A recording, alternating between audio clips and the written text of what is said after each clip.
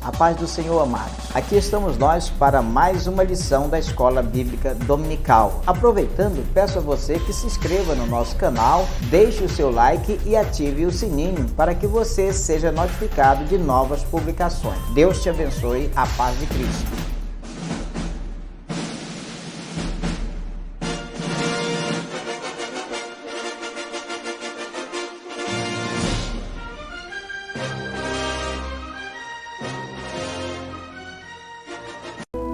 Bom dia, meu amado, que a graça e a paz do nosso Senhor, do nosso Salvador Jesus Cristo esteja abençoando a sua vida. Muito bom dia, estamos aqui com mais um domingo e com mais um domingo mais de Cristo, né? E mais de Cristo na sua vida. Estamos aqui para estudarmos mais uma lição da Escola Bíblica Dominical e nós louvamos ao Senhor pelo privilégio que temos de poder compartilhar esta lição com todos vocês, né? Muito obrigado mesmo, você que está na rádio CBC Gospel, você que está na CBC TV e também você que está no nosso canal no YouTube, tá? Muito obrigado pela sua preferência, muito obrigado por você ter interesse, né, em estudar a palavra de Deus. Isso é maravilhoso, isso é muito bom, porque a palavra do Senhor nos edifica, nos fortalece, não é? A palavra de Deus nos alimenta, não é verdade? E então nós temos esse privilégio de estudarmos todos os domingos lições bíblicas maravilhosas, não é verdade? E nós estamos aqui com mais uma lição da Escola Bíblica Dominical. Estamos usando sempre a revista da CPAD, né? E o nosso tema na revista hoje é a supremacia das Escrituras, né? O tema desse trimestre. A nossa lição, meus amados, é a lição de número 10, tá? De número 10 da revista da Escola Bíblica Dominical. Você tem ela aqui, ó, tá? Então é importante que estejamos estudando essa palavra, aprendendo de Deus, né? A lição número 10 do dia 6 de março de 2022, o tema é: as profecias despertam e trazem esperança, tá? As profecias despertam e trazem esperança. Quando nós estudamos a palavra de Deus e estudamos os livros proféticos, né, sejam eles os profetas maiores ou os profetas menores, somos despertados, né, para o passado, né? Somos alertados para o presente e também para o futuro, daquilo que nos aguarda, né? E então, com isso é despertado a nossa esperança, né? Porque vemos através dos livros proféticos, né, e através dos contextos da Bíblia, dos demais livros históricos, nós vemos os cumprimentos das profecias bíblicas e isso nos produz a esperança de que as demais profecias que ainda estão para acontecer também irão acontecer e nós somos herdeiros em Cristo Jesus dessa promessa maravilhosa, né, de irmos morar no céu, tá bom, meu amado? Então nós vamos orar ao Senhor para que Ele nos abençoe na lição, amém? E já já a gente já vai começar a desenvolver aqui o tema da lição de hoje. Querido Deus, nosso Pai Celestial, nós te louvamos pela bênção e agradecemos porque o Senhor está presente nas nossas vidas e o Senhor nos tem abençoado poderosamente. E agora, Senhor, nós pedimos a Tua bênção, a Tua graça na vida de todos que estão estudando conosco a 10ª lição da nossa Escola Bíblica Dominical deste dia 6 de março. E nós te pedimos, ó Deus, a direção e o entendimento para que, Senhor, possamos crescer no conhecimento do Senhor e assim, amadurecidos, colocarmos também em prática a Tua palavra. É a nossa oração, Senhor Deus, em nome do Senhor Jesus Cristo. Amém e amém, Jesus. Louvado seja o nome do Senhor. As profecias despertam e trazem esperança. Verdade, não é? Nos trazem grandes esperanças. E a nossa maior esperança é o nosso encontro com o Senhor Jesus, não é? E vamos ter esse encontro na glória com o nosso Senhor, nosso Salvador Jesus Cristo. O textual da lição, meus amados, está em Apocalipse, no capítulo 1, no versículo 3 de Apocalipse, que diz assim: bem-aventurado aquele que lê e os que ouvem as palavras desta profecia e guardam as coisas que nela estão escritas, porque o tempo está próximo. Amém? Porque o tempo está próximo. Tá, meu amado? Bem, a verdade prática da lição é a seguinte: as profecias são mensagens que expressam a soberana vontade do Senhor. Elas servem para alertar o povo de Deus, produzindo esperança e confiança nas promessas. Esta é a verdade prática da nossa lição. Então, meu amado, as profecias trazem esperança, trazem despertamento para o povo de Deus, para aqueles que leem a palavra do Senhor, que estudam a palavra do Senhor. A leitura bíblica que é realizada em classe está em Jeremias, no capítulo 1, versículo 4 ao 10, Joel, capítulo 1, versículo 1 ao 3, e Apocalipse, capítulo 1, também, versículo 1 ao 3. Diz-nos assim a palavra: assim veio a mim a palavra do Senhor, dizendo: antes que te formasse no ventre, eu te conheci. E antes que saísses da madre, te santifiquei, e as nações te dei por profeta. Então disse eu: ah, Senhor Jeová, eis que não sei falar, porque sou uma criança. Mas o Senhor me disse: não digas eu sou uma criança, porque aonde quer que eu te enviar, irás, e tudo quanto te mandar, dirás. Não temas diante deles, porque eu sou contigo para te livrar, diz o Senhor. E estendeu o Senhor a mão, tocou-me na boca e disse-me o Senhor: eis que ponho as minhas palavras na tua boca. Olha, ponho-te neste dia sobre as nações e sobre os reinos, para arrancares e para derribares e para destruíres e para arruinares e para edificares e para plantares. Em Joel, no capítulo 1, 1, 2 e 3, diz assim: a palavra do Senhor que foi dirigida a Joel, filho de Petuel: ouvi isto, vós anciãos, e escutai, todos os moradores da terra. Aconteceu isto em vossos dias? Ou também nos dias de vossos pais? Fazeis sobre isto uma narração a vossos filhos, e vossos filhos a seus filhos, e os filhos destes a outra geração. E em Apocalipse, capítulo 1, 1, 2 e 3, diz assim: revelação de Jesus Cristo, a qual Deus lhe deu para mostrar aos seus servos as coisas que brevemente devem acontecer. E pelo seu anjo as enviou e as notificou a João, seu servo, o qual testificou da palavra de Deus e do testemunho de Jesus Cristo e de tudo o que tem visto. Bem-aventurado aquele que lê e os que ouvem as palavras desta profecia e guardam as coisas que nela estão escritas, porque o tempo está próximo. Amém, meu querido? Deus abençoe a sua palavra nos nossos corações. Louvado seja o nome do Senhor.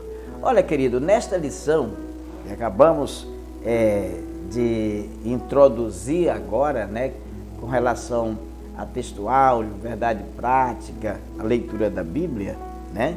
Então, a introduzindo esta lição, nela nós estudaremos a profecia bíblica no Antigo e também no Novo Testamento. Os profetas foram pessoas, amados, escolhidos por Deus para anunciar a sua revelação. E a mensagem profética, ela tinha o propósito de gerar despertamento, gerar arrependimento e também fortalecimento da fé e da esperança. Então, dada a importância, né, meu querido, destas profecias, nós estudaremos a ação ministerial dos profetas, tanto dos profetas maiores quanto dos profetas menores, tá? Que se dirigiram aos hebreus e também a outras nações. E também veremos o conteúdo de Apocalipse, visto que se trata também de uma mensagem profética direcionada à igreja do nosso Senhor, do nosso Salvador Jesus Cristo.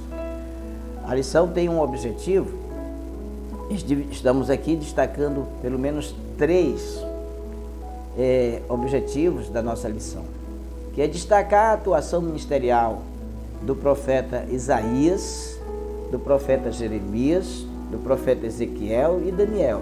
Segundo, conhecer também o período e a região geográfica de atuação dos profetas menores. Terceiro, entender o propósito e a mensagem também do livro de Apocalipse. Tá, meu amado? Então, as profecias bíblicas são uma demonstração da graça de Deus que se manifesta e que se revela ao seu povo no tempo e na história. Tá, meu amado? Então, é importante entendermos isso. Olha, os livros proféticos do Antigo Testamento se dividem em profetas maiores e profetas menores. Então, o Velho Testamento, quanto aos livros proféticos, estão divididos em 2 partes: profetas maiores, profetas menores.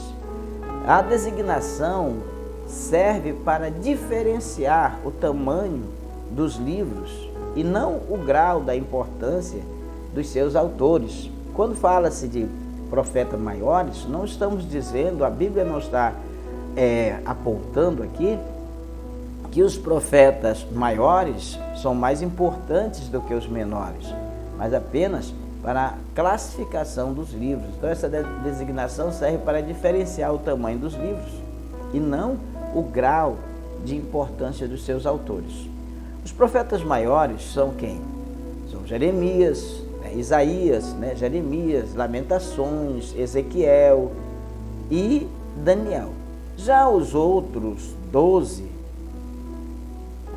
profetas menores são de Oséias a Malaquias.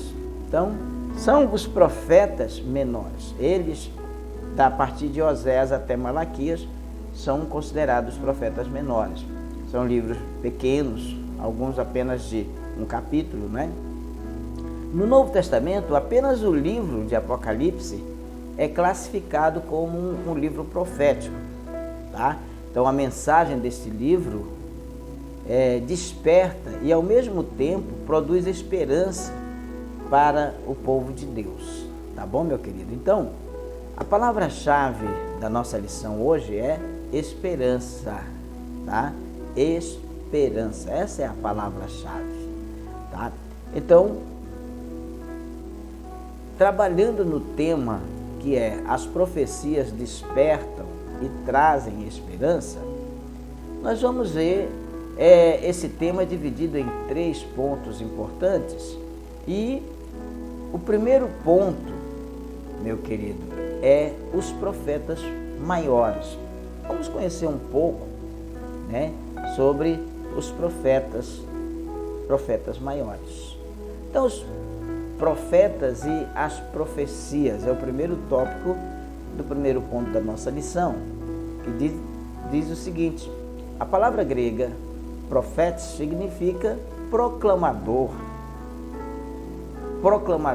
e intérprete da revelação divina.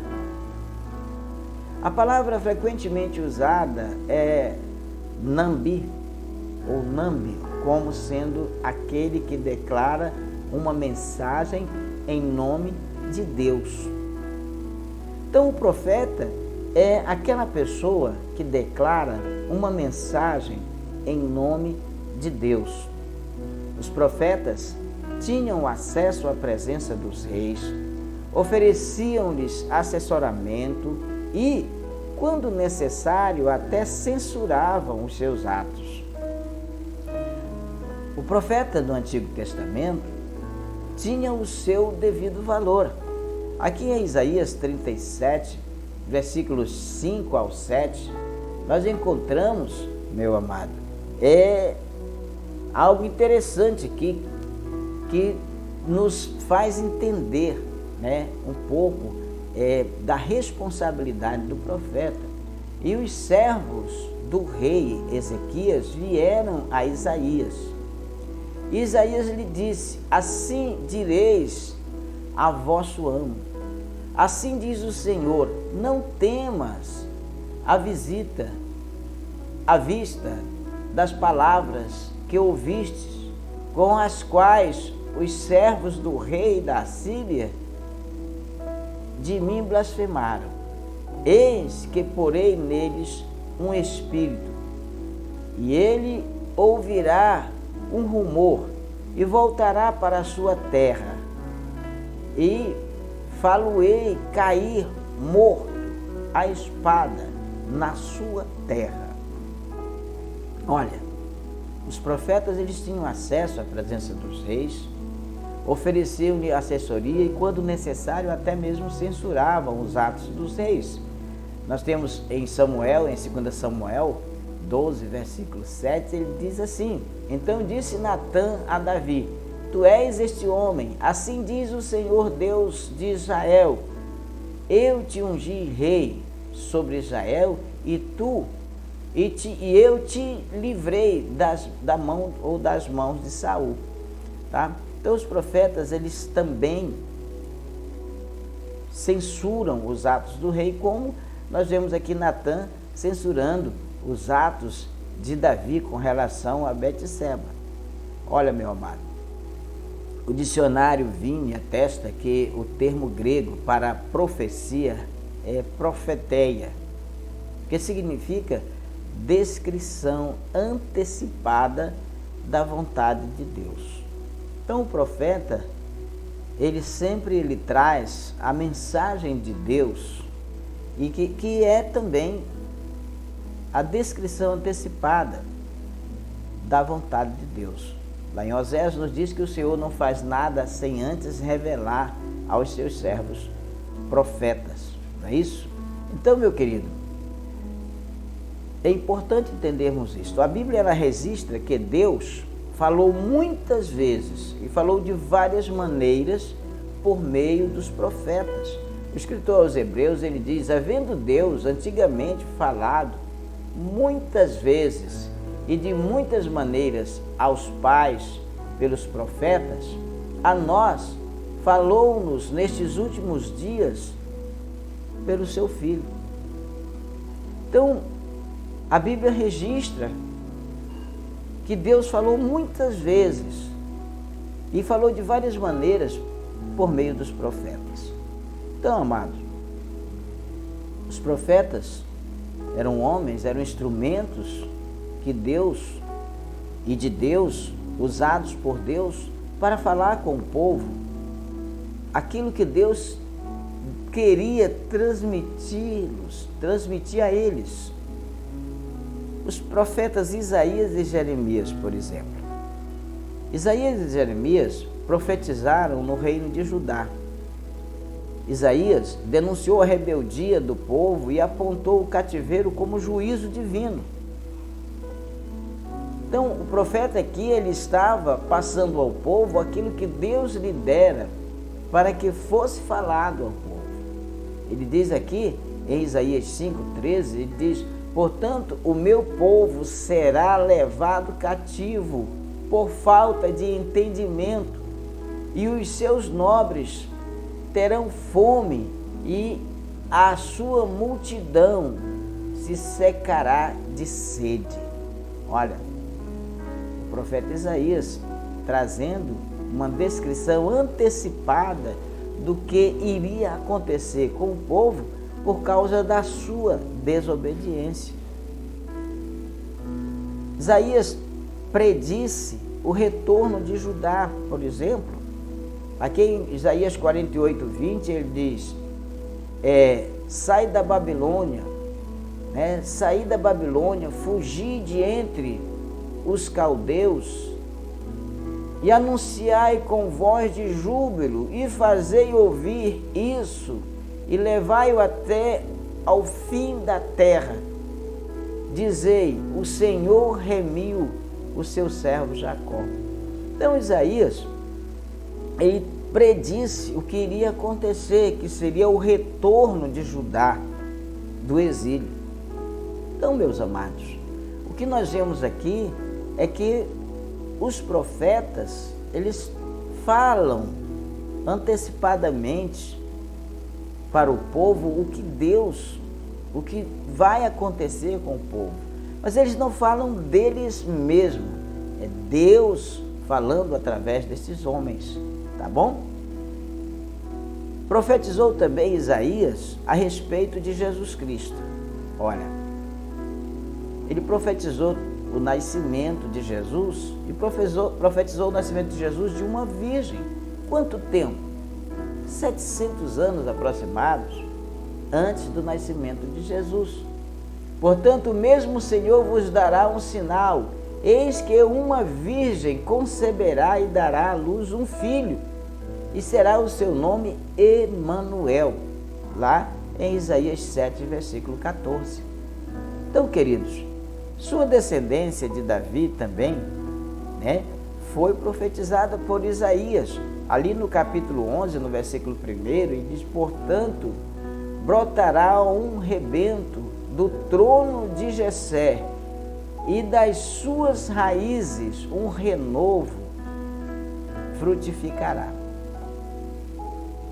Isaías também profetizou o seu ministério libertador.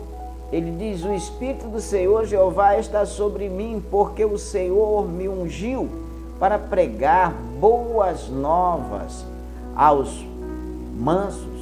Enviou-me a restaurar os contritos de coração, a proclamar liberdade aos cativos e a abertura de prisões aos presos, a apregoar o ano aceitável do Senhor e o dia da vingança do nosso Deus, a consolar todos os tristes.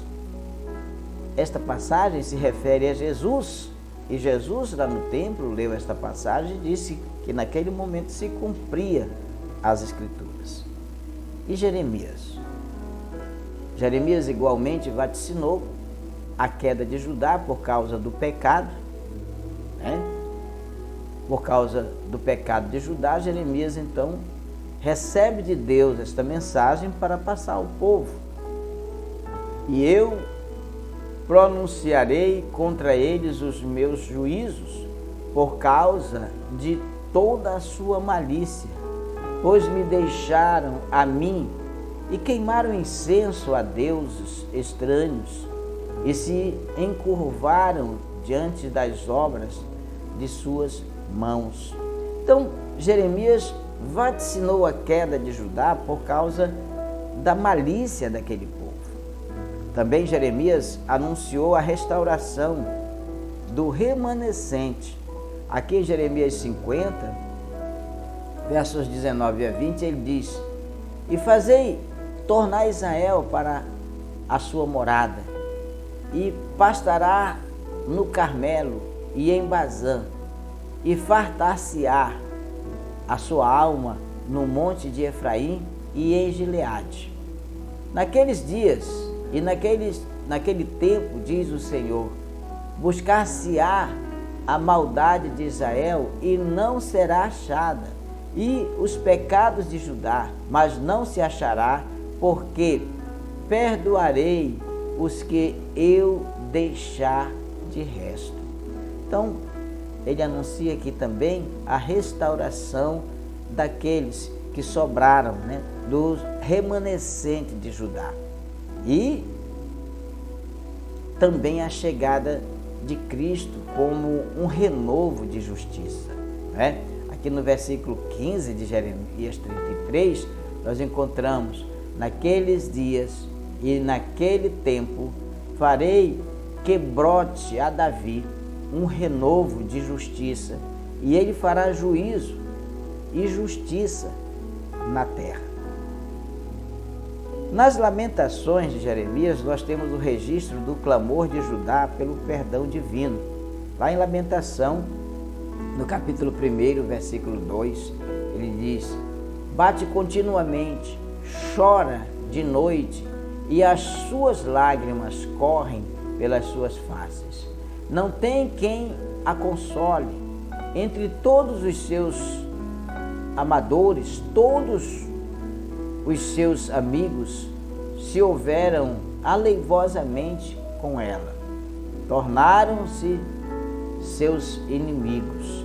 E no 5, versículo 1, ele diz: lembra-te, Senhor, do que nos tem sucedido, considera e olha para a nossa vergonha.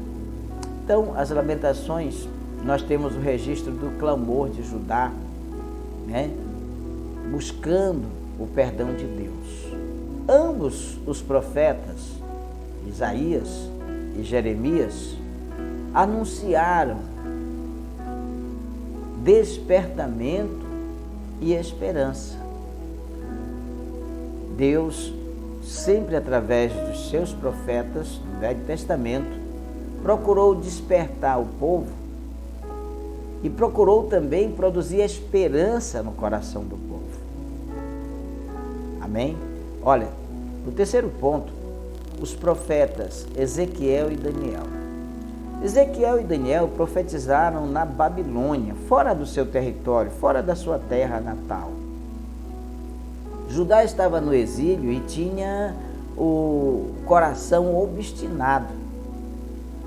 Aqui em Ezequiel, no capítulo 2, versículo 4, diz que os filhos são de semblante duros e obstinados de coração.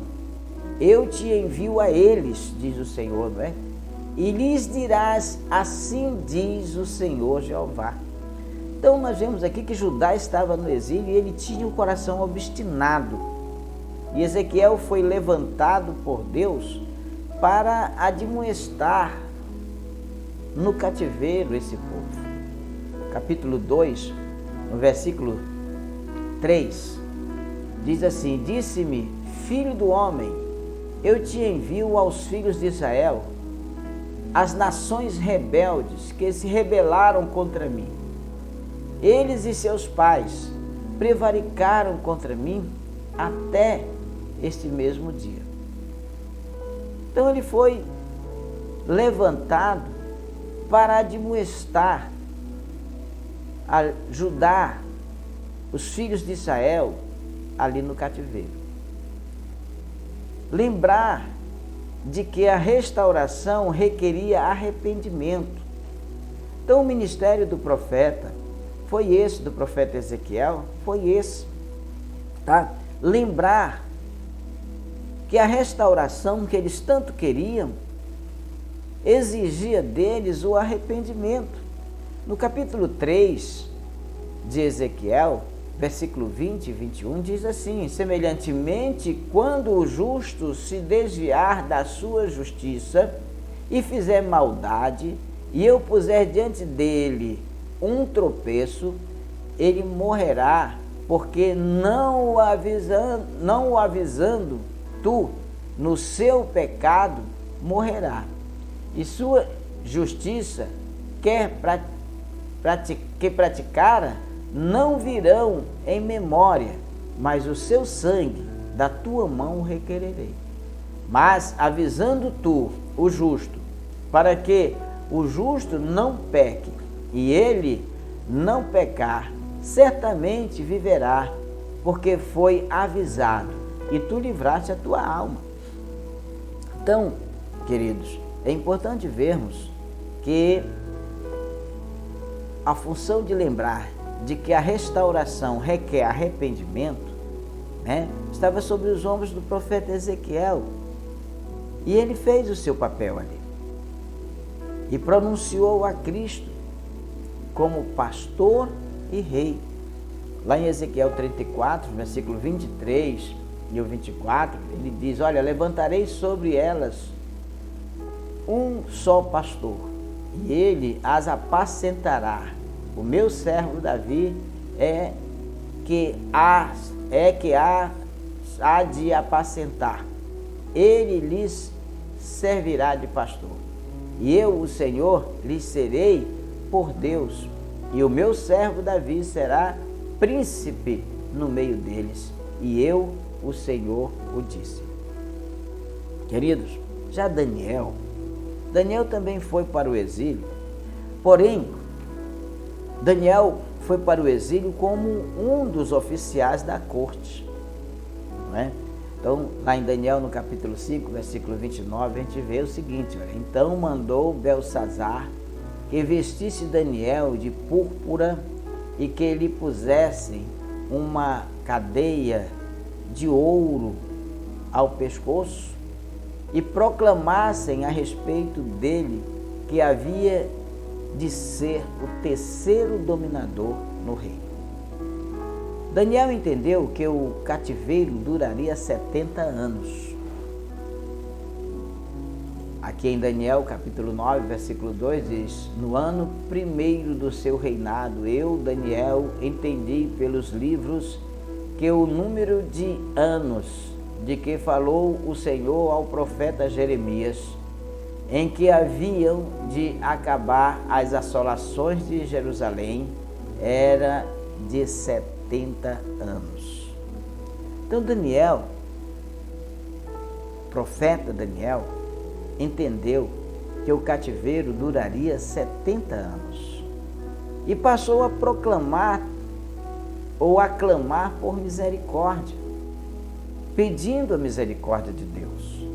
Aqui no versículo 19 do capítulo 9, ele diz: ó Senhor, ouve. Ó Senhor, perdoa.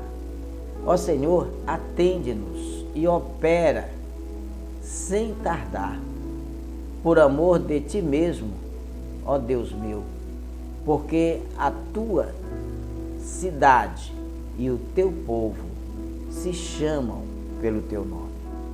Como resposta, Deus lhes revelou o tempo da restauração da nação, a vinda de Cristo, o advento do anticristo e também o julgamento. Então, queridos, o profeta Daniel teve todas essas revelações dadas por Deus, Então, como resposta às orações, o clamor, pela misericórdia de Deus, Deus responde a Daniel, E então responde a ele, revelando o tempo da restauração da nação, revelando a vinda do Senhor Jesus Cristo, como também o advento do anticristo e o julgamento final. Então essas profecias despertaram a esperança de reconciliação com Deus. Então, amado, é importante que nós entendamos. Você pode ler Daniel capítulo 9, 24 ao 27, você vai entender sobre as 70 semanas que estão determinadas sobre o povo, né? E sobre a santa cidade para atingir a transgressão e dar fim aos pecados e expiar a iniquidade e trazer justiça eterna e selar a visão e a profecia e ungir o santo dos santos, né? Então, você vai ler esse Daniel capítulo 9, versículo 24 a 27, tá? Porque essas profecias, elas despertam a esperança de reconciliação com Deus. Então nós vimos aqui o primeiro ponto da nossa lição, os profetas maiores, que entendemos, né, sobre eles, né? E é importante estudarmos, porque suas profecias trazem para nós, irmãos, esperança, né? Trazem para nós despertamento, não é verdade? E então é importante estudarmos, porque vamos assim ser despertados para o reino de Deus, para a obra de Deus, tá? Então, os profetas maiores, eles tiveram uma atuação proeminente, tanto no reino de Judá, como também na Babilônia. Amém? Então, amado, ao abordarmos o ofício do profeta, nós encontraremos uma relação estreita entre palavra e visão. Então é indivisível a função de ser vidente, de ser portador da palavra. O profeta sempre será visionário, já que no desempenho do seu trabalho fará com que os receptores de sua mensagem alcancem uma compreensão divina do presente, né? E também fará com que se perceba o futuro, sem as incertezas que ocasionam o devir daqueles que ignoram a profecia, que vivem alheios aos desígnios de Deus. Portanto, se convertem em títeres das circunstâncias temporais ou, o que poderia ser pior, acabam sendo vítimas da manipulação dos multiformes oráculos dos falsos profetas, né? Ou iluminados de plantão que tem por aí, tá? Então, meu amado, é importante nós vermos e estudarmos o ofício, né, do profeta, para não sermos enganados, né, com tantos oráculos aí de falsos profetas que têm induzido pessoas a caminhos tortuosos, enganado pessoas, não é verdade? E levado essas pessoas ao fracasso. Bom, o segundo ponto da nossa lição é os profetas menores. Bem, irmãos, esse tema ele está também dividido em 4 partes, tá? Então, os profetas do Reino do Norte, os profetas pré-exílio, os profetas pós-exílios e os demais profetas. Então, nós temos 4 tópicos aqui para discorrer com relação aos profetas menores, né? E é o que nós vamos fazer agora.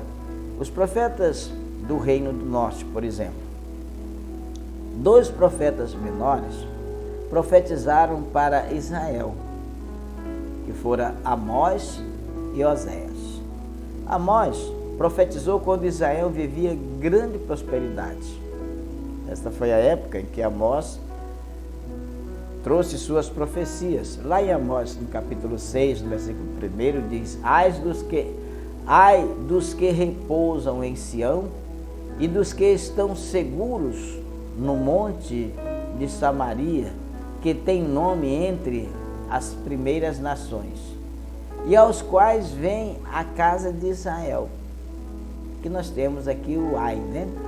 Então, contudo, Deus reprova as ações do povo, tais como suborno, corrupção e injustiça. Então, Amós, ele é um dos profetas menores, né? Profetas do Reino do Norte, e ele traz aí, tá, essas profecias, né? Ele profetizou quando Israel vivia grande prosperidade, mas que essas prosperidades não eram honestas, né? Eram frutos de corrupção, frutos de desonestidade. E Deus reprova, né, as ações do povo, tais como suborno, corrupção, injustiça, né?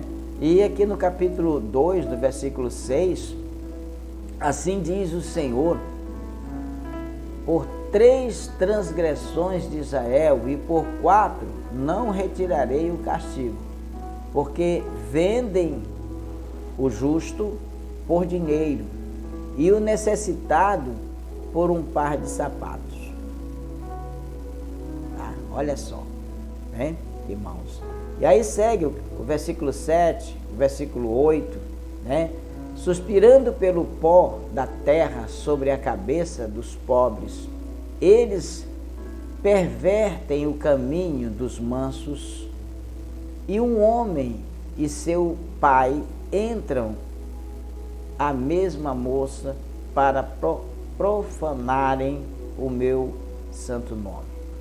E se deitam juntos a qualquer altar sobre roupas empenhadas, e na casa de seus deuses bebem o vinho dos que tinham multado. Então veja só, né? Em razão disso, Amós vaticinou, o cativeiro como julgamento, né? E aqui no capítulo 6, versículo 7, ele diz: eis que agora ireis em cativeiro entre os primeiros que forem cativos, e cessarão os festins dos regalados. Olha, ele vaticinou aqui o cativeiro como julgamento pelo comportamento, pelas más ações, pela rebeldia do povo. Já Oséias condenou a infidelidade de Israel, que como uma meretriz traiu e abandonou o Senhor para seguir o caminho da idolatria, o caminho da luxúria, do homicídio, do roubo e da opressão. Tá? Então, amados, como consequência, a nação foi conduzida ao cativeiro pela Assíria. Aqui no capítulo 9, versículo 3, diz assim: na terra do Senhor não permanecerão, mas Efraim tornará ao Egito, e na Assíria comerão comida imunda. Né? Então, como consequência, a nação foi conduzida ao cativeiro pela Assíria. Apesar dos erros, ambos os profetas anunciaram que Deus prometeu restaurar o povo, apesar do erro do povo, né? Ambos os profetas também profetizaram sobre a restauração do povo, né?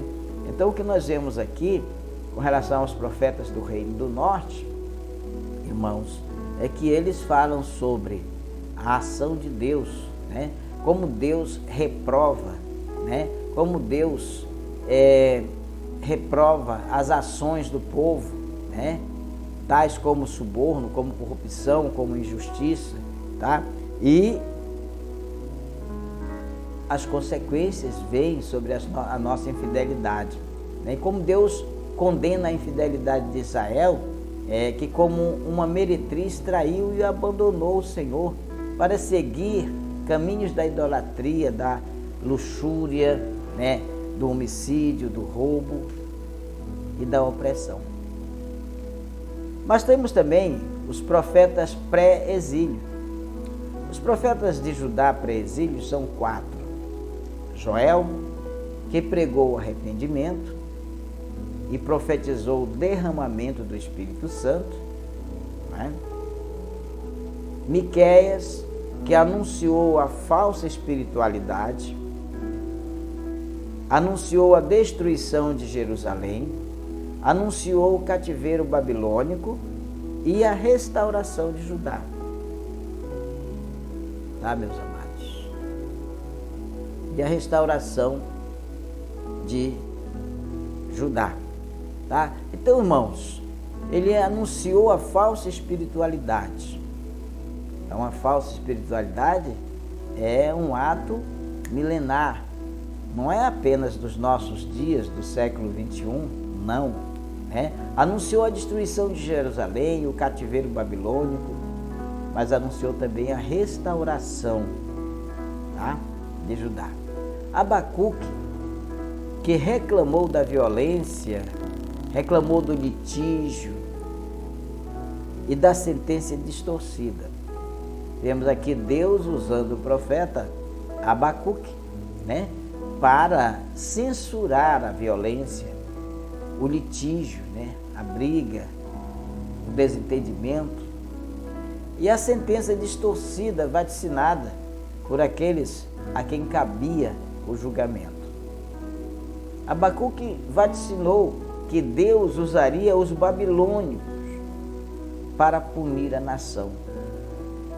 Punir a nação por causa do quê? Por causa da sua rebeldia, da sua desobediência, da sua violência, por causa das suas atitudes desonestas, distorcidas. Então o profeta Sofonias, que apontou os pecados dos príncipes, a destruição no grande dia do Senhor. Então o profeta Sofonias, ele apontou os pecados dos príncipes. Ele aqui foi usado para tratar aqui da situação dos homens importantes da nação, seus pecados. Falou sobre a destruição no grande dia do Senhor. E também a restauração do remanescente. Todas as profecias abordam o juízo, mas também enfatizam a misericórdia divina em prover o livramento. Então Deus, até em todas as profecias estudadas, todos os profetas estudados, ele censura, ele corrige, ele anuncia sanções sobre o povo, mas Deus não deixa de dar o escape aos arrependidos. Não é verdade, meu amado?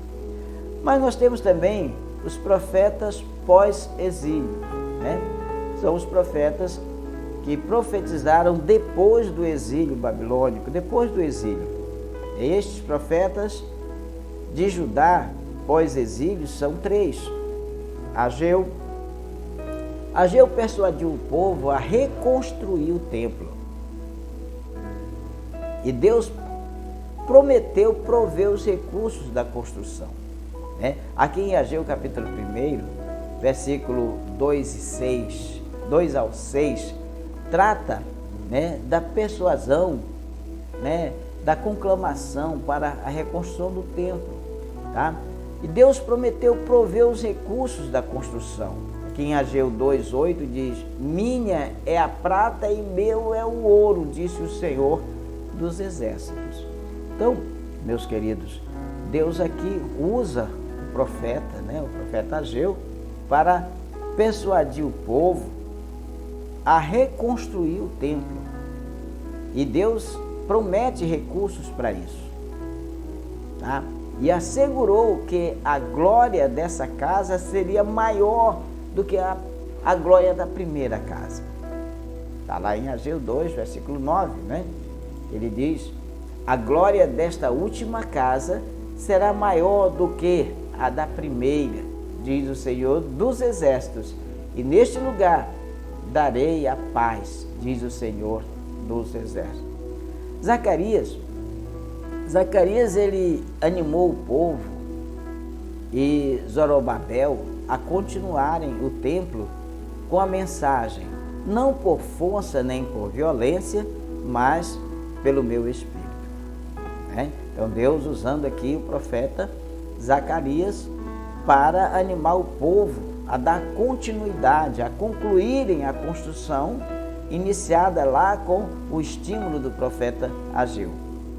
Então ele animou o povo, animou Zorobabel a concluírem o templo, E a mensagem usada foi: não por força nem por violência, mas pelo meu Espírito. E também Zacarias anunciou a vinda do Messias. Aqui em Zacarias, no capítulo 3, no versículo 8, ele diz assim: ouve, pois, Josué, sumo sacerdote, tu e os teus companheiros que se assentam diante de ti, porque são homens portentosos. Eis que eu farei vir o meu servo, o renovo. Tá? Então, Zacarias, ele anunciou a vinda do Senhor Jesus como o renovo do Senhor. E Malaquias? Este é um também dos profetas pós-exílio, né? Malaquias, que repreendeu o desleixo dos sacerdotes, né? Os sacerdotes estavam relaxados, desleixados, né? E ele fala aqui, né, sobre esse desleixo, né? E ele fala aqui, né, ofereceis sobre o meu altar pão imundo, e dizeis, em que te havemos profanado? Nisto que dizeis, a mesa do Senhor é desprezível. Porque quando trazeis animal cego para o sacrificardes, não faz mal? E quando ofereceis o coxo ou o enfermo, não faz mal? Ora, apresenta-o ao teu príncipe. Terá ele agrado em ti? Ou aceitará ele a tua pessoa?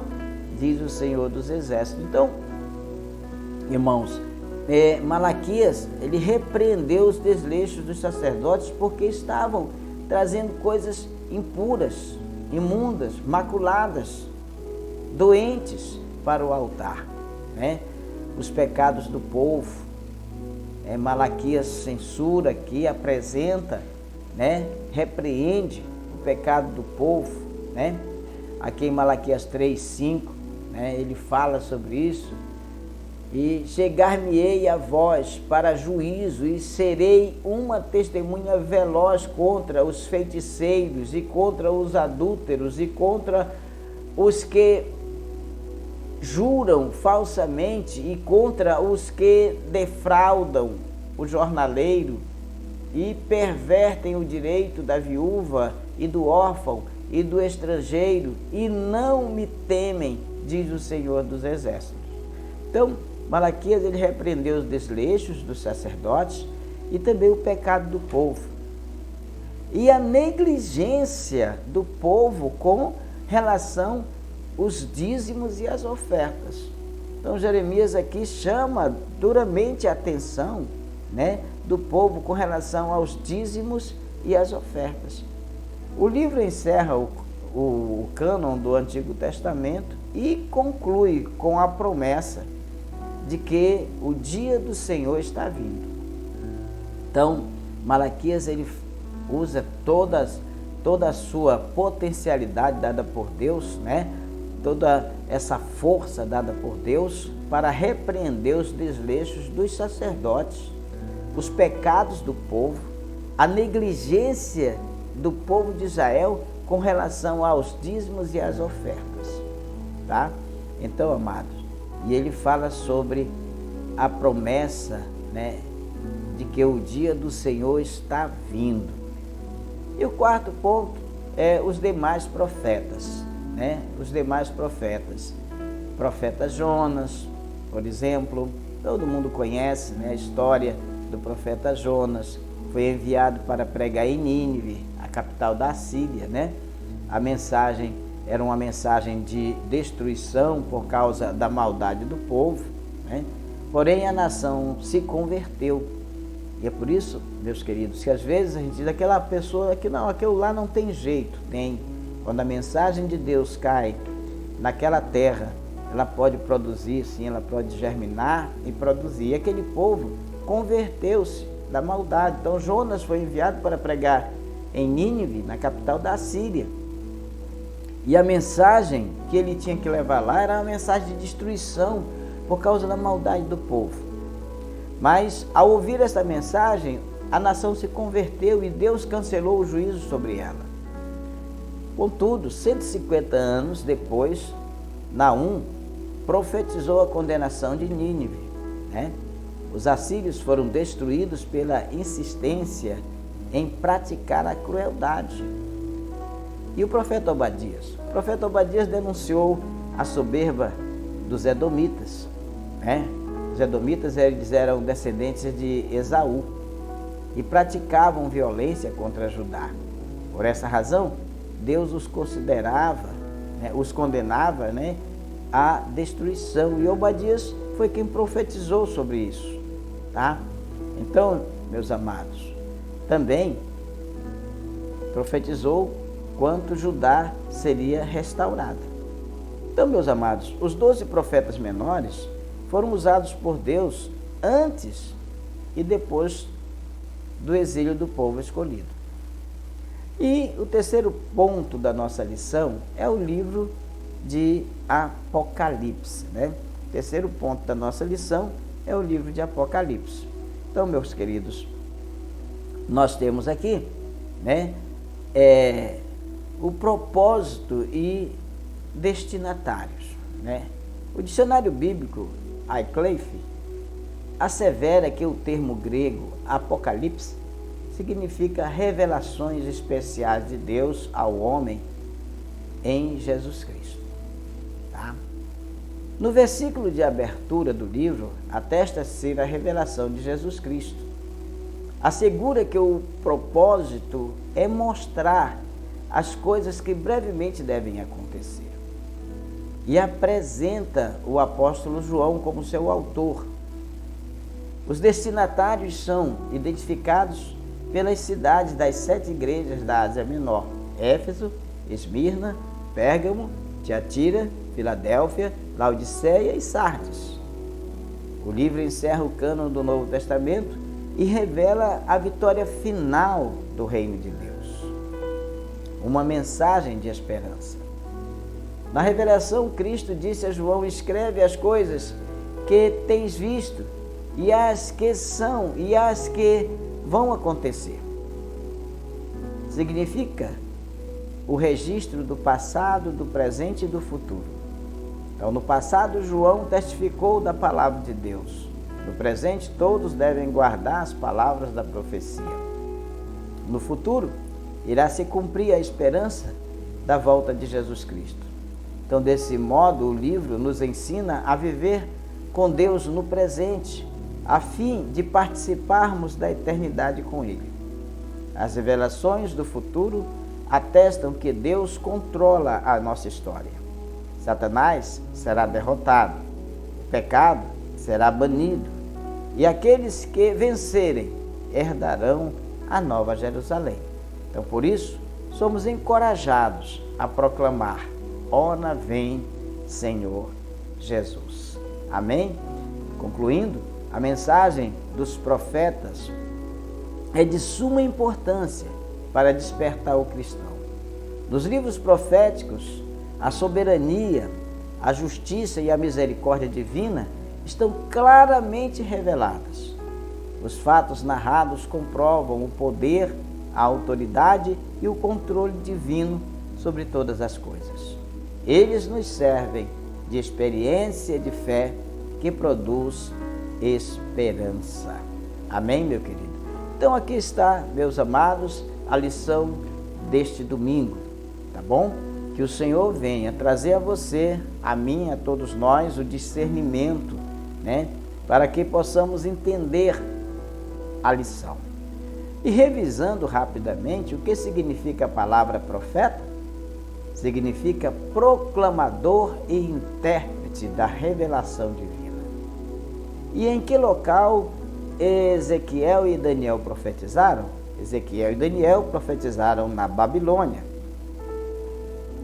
Os 4 profetas pré-exílio de Judá são Joel, Miqueias, Abacuque e Sofonias.